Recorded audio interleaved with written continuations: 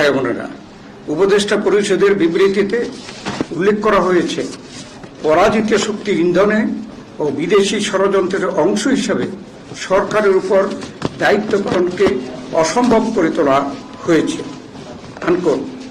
আমরা বলতে চাই, যথাশীঘ্র একটি সুষ্ঠু নিরপেক্ষ জাতীয় সংসদ নির্বাচনের মাধ্যমে পরাজিত শক্তির ইন্ধন এবং বিদেশি ষড়যন্ত্র বন্ধ করা সম্ভব।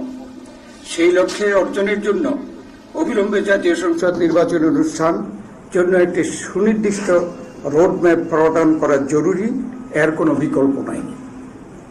দেশকে স্থিতিশীল রাখতে নির্বাচন, বিচার ও সংস্কার কাজ এগিয়ে নিতে এবং চিরতরে এদেশে স্বৈরাচারের আগমন প্রতিহত করতে ফ্যাসিবাদ বিরোধী বৃহত্তর জাতীয় ঐক্য প্রয়োজন।